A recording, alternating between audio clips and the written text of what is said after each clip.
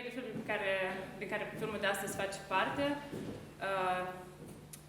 Face parte din filme care explorează subiectivitatea, punctele de vedere ale celor care, în mod normal, în timpul războiilor nu au voce, cum ar fi femeile, copiii, veteranii, comunitatea queer, artiștii. Iar filmul de astăzi va fi filmul Terykony sau Bonnie Piles, cum e traducerea în engleză. Este un film din anul trecut, regizat de Taras Tomenko și la fel ca și filmul care l-am arătat săptămâna trecută pentru lansarea evenimentului, acesta se focusează foarte mult pe viața care continuă în contextul distrugerii de război. Aceasta se axează pe experiența imediată a copiilor, precum și cum aceștia își petrec copilăria în acest context. Locul în care acțiunea se petrece este Torețk, în Donetsk, este linia de demarcație a războiului.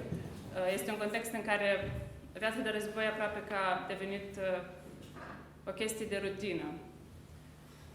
Iar aceste mormane de pietre care conturează peisajul industrial al Torețk-ului sunt locul de joacă preferat al acestor copii. Este un documentar cât se poate de observațional, care nu și-a propus niciun obiectiv. Acesta preia o distanță și nu interferează nici de cum în jocul copiilor. Разные поколедовать. Поколедовать можно? Ой, боже. Нет, не надо мне в квартиру ходить. Я там вам дети. Discuția de astăzi va fi moderată de către Anna Provozin, care a lucrat cu copii refugiați și poate să ne spună din experiența ei. And I want to address you my first question: how do you relate to Nasta's story, and maybe how does your background inform your perception of this film? Yeah, like first of all, it feels super stupid and weird to talk after this movie for me, and I guess you also feel it. Like that's something you just watch and you live with it for some time. So I thought it would be easier to be like an invited guest. I know what to talk about, but now like I feel super lost.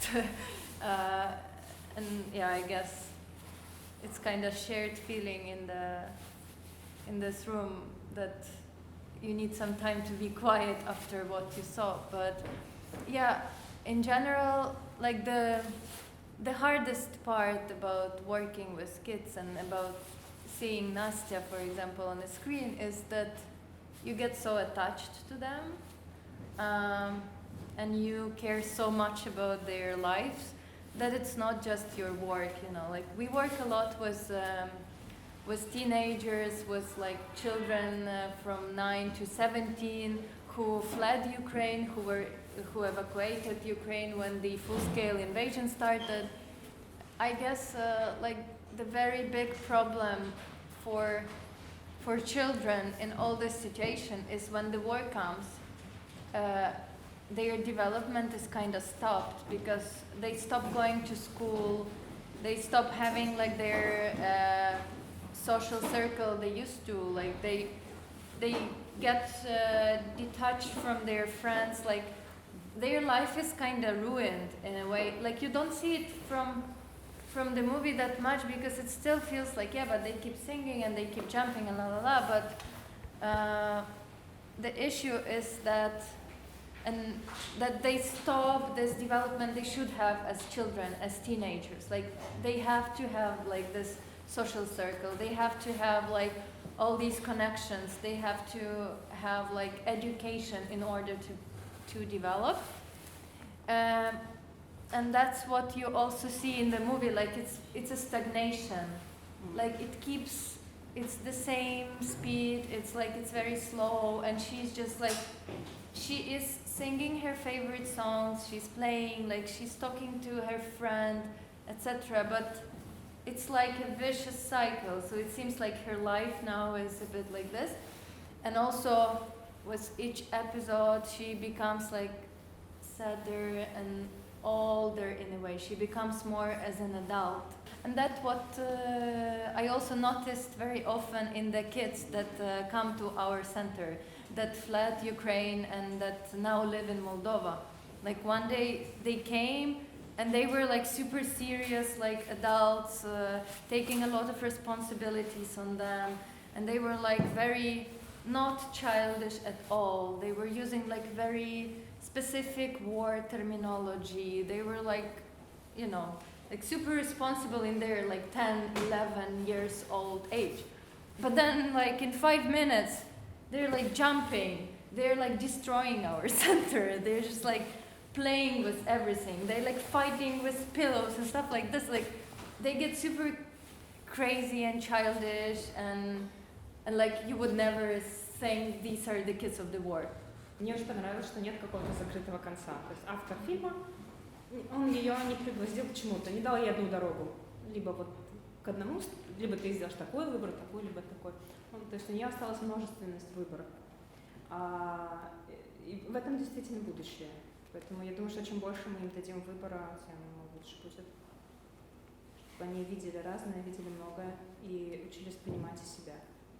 И еще мне иногда кажется очень важно им рассказывать, что такое действительно плохо, что такое хорошо. Потому что в состоянии, в кризисных ситуациях, это другая тема, и хорошо, что она здесь не показана, потому что фильм очень светлый.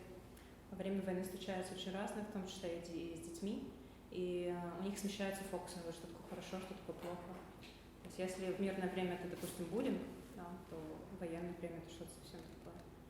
Поэтому, когда ты им даешь поддержку такую, они видят адекватное отношение к себе и к другим людям, и к их мамам, и к тому, что с ними произошло, это тоже дает им очень много, даже если они в неблагополучной семье. У меня конец фильма ассоциируется наоборот с безвыборной ситуацией, что человек повзрослел и как бы все закончилось с детства. По крайней мере, так выглядит последний кадр. Она все равно закончится. И в этом смысле как бы нету другой возможности, чем быть взрослым и как бы забыть уже о ребенке в себе. Мне кажется, он поэтому довольно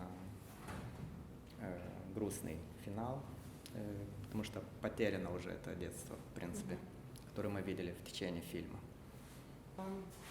Вопрос для меня грустно, наверное, не то, что в конце фильма ее детство закончилось, а то, что в Украине детство может закончиться у каждого и каждой в любой момент, когда кому-то в соседней стране что-то стрельнет в голову и она начнет бомбить Украину. И вот для меня это просто какое-то такое, потому что я очень люблю нашу страну, и она очень крутая и сильная, и очень много может, и мне бы очень не хотелось, чтобы каждый раз эти все процессы и у детей, и у взрослых останавливались просто